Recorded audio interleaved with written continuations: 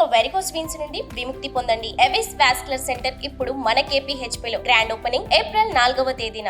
ఏపీలో పెన్షన్ పంపిణీ కొనసాగుతోంది. సచివాలయాల్లో ఉద్యోగులు పెన్షన్లను పంపిణీ చేస్తున్నారు.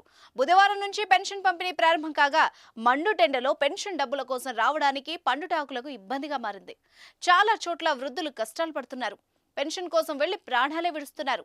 తిరుపతి, నెల్లూరు, కృష్ణా జిల్లాల్లో 4 చనిపోవడం విషాదాన్ని నింపింది.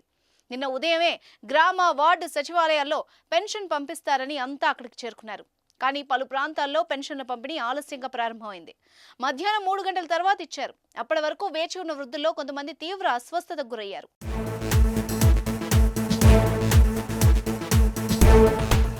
మొదటి రోజు అనుభవాల్ని దృష్టిలో పెట్టుకుని ప్రభుత్వం అప్రమత్తమైంది.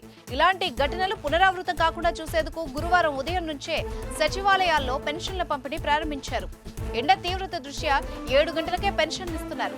సచివాలయానికి రాలేని వృద్ధులకు ఇంటికి వెళ్లి పెన్షన్ అందించే ఏర్పాట్లు చేశారు.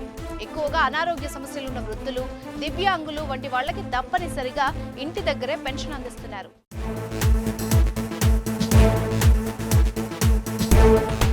మొత్తం 13,669 గ్రామ, వార్డు సచివాలయాల్లో పెన్షన్ల పంపిణీ జరుగుతోంది. ఈ నెల 6వ తేదీ వరకు సచివాలయాల్లో వృద్ధులకు పెన్షన్లు ఇస్తారు. ఇది వరకు వాలంటీర్లే మొదటి తేదీన ఇంటింటికి వెళ్లి పెన్షన్లు పంచేవారు. కానీ ప్రస్తుతం ఎన్నికల కోడ్ అమల్లో ఉండడంతో వాలంటీర్లపై ఈసీ నిషేధాన్ని విధించింది.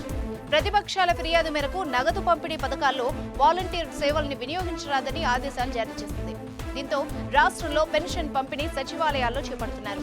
ఏప్రిల్ 3న ఉదయం 9 నుంచి రాత్రి 7 గంటల వరకు సచివాలయాల వద్ద పెన్షన్ పంపిణీ చేయగా నేడు 7 గంటల నుంచి ఇవ్వాలని ప్రభుత్వం నిర్ణయించింది.